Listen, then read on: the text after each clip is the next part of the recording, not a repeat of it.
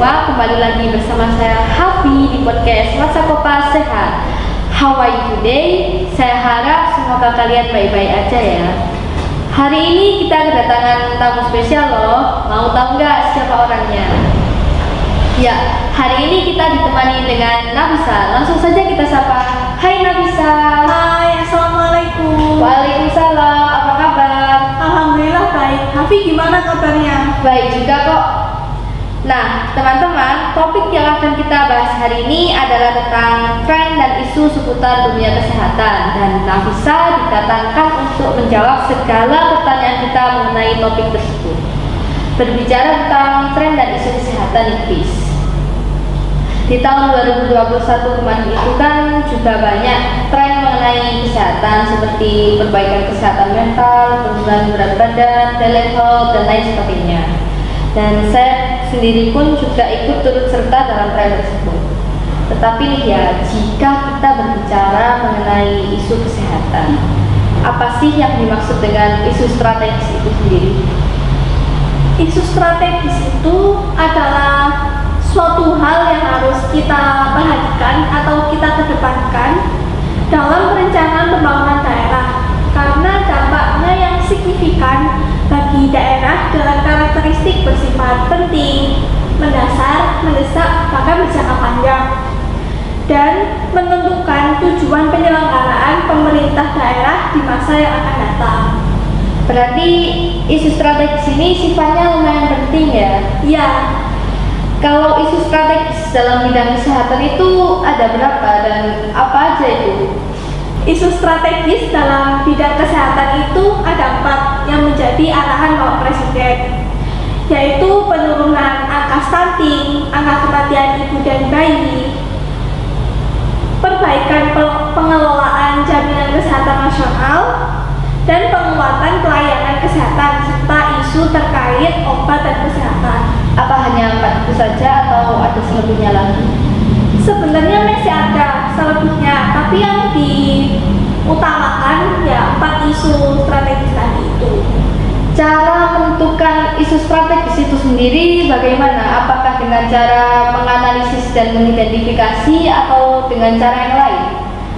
Ya, jadi penentuan isu-isu strategis itu dilakukan dengan mengidentifikasi dan menggali permasalahan-permasalahan pembangunan yang ada dengan menggunakan metode brainstorming atau yang sering kita sebut curah pendapat, dan sekaligus menganalisis keterkaitan masing-masing isu strategis dengan isu-isu yang lainnya.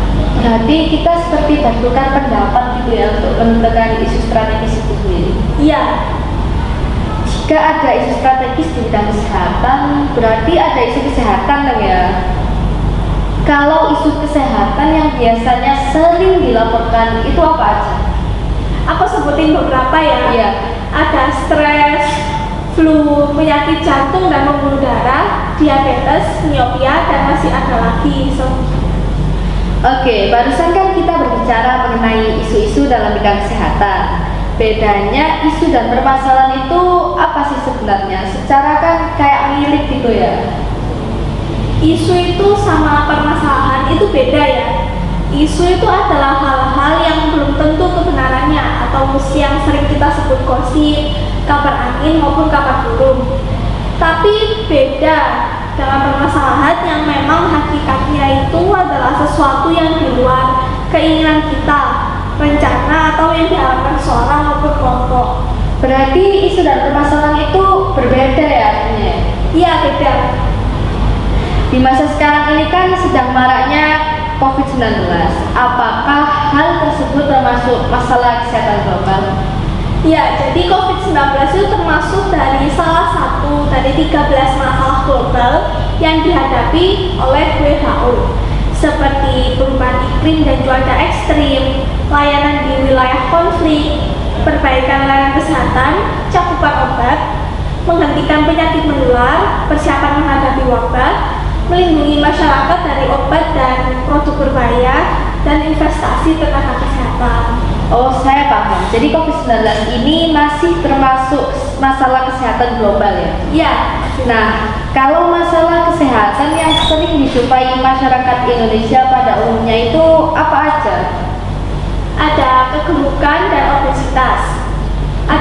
merokok. Nah, di Indonesia kan masih Nah, banyak iya, masih kan banyak orang yang merokok. Dari orang menghisap rokok itu tersebut kan menimbulkan banyak penyakit, khususnya yang untuk penyakit pernafasan ya. Terus ada lagi HIV atau AIDS sama kesehatan mental.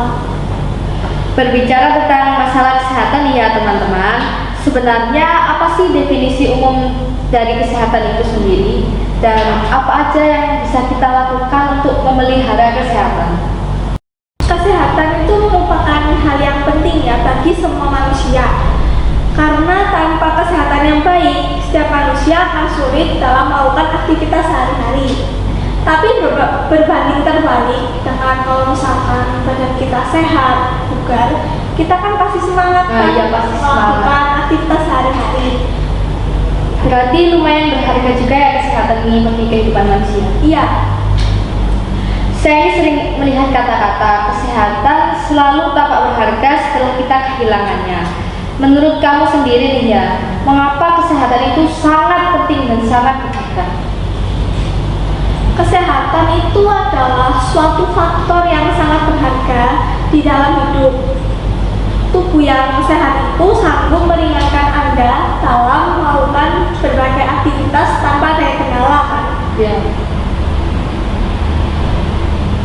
Karena jika kita mempunyai raga yang bugar, tentu saja akan menghasilkan jiwa yang damai dan perasaan yang seimbang.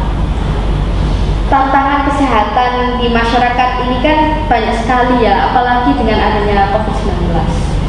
Menurut kamu, tantangan kesehatan itu apa aja sih sebenarnya? Tantangan kesehatannya juga cukup banyak ya. Tantangannya itu diantaranya semakin meningkatnya kebutuhan masyarakat di pelayanan kesehatan yang bermutu, beban ganda penyakit, atau di satu sisi penyakit yang infeksi itu atau penyakit yang menular itu masih tinggi angka penularannya. Tapi di sisi lain penyakit yang tidak menular itu juga mengalami peningkatan yang cukup bermakna.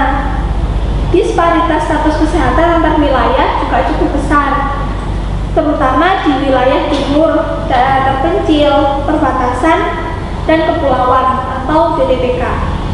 Peningkatan distribusi obat yang bermutu dan terjangkau, jumlah SDR kesehatan juga kurang, disertai distribusi yang tidak merata. Adanya potensi masalah kesehatan akibat bencana alam atau perubahan iklim, serta integrasi pembangunan infrastruktur kesehatan yang melibatkan lintas sektor, pemerintahan, pusat daerah, dan swasta. Berarti masih banyak juga ya tantangan kesehatan masyarakat Indonesia saat ini. Iya, masih banyak. Di Indonesia sendiri kan tentu ada pelayanan untuk membantu mengatasi permasalahan itu. Apa aja sih pelayanan kesehatan yang ada di Indonesia selain rumah sakit pada umumnya? Bentuk-bentuk pelayanan kesehatannya juga lumayan banyak ya. Ada posyandu, dana sehat, poliklinik desa atau polindes, pos obat desa atau POD, terus ada pengembangan masyarakat atau community development, terus perbaikan sanitasi lingkungan, dan upaya peningkatan pendapatan atau income generating dan sebagainya. Berarti lumayan banyak juga ya bentuk pelayanan masyarakat di Indonesia itu sendiri. Iya, lumayan banyak. Jadi bentuk-bentuk pelayanan kesehatan yang ada di Indonesia itu nggak cuma ada di RSUD atau puskesmas, tapi di desa-desa itu juga ada. Nah, tadi kan ada Polindes, pos obat desa, pengembangan masyarakat atau community development. Nah, kalau puskesmas itu sebenarnya melayani apa aja?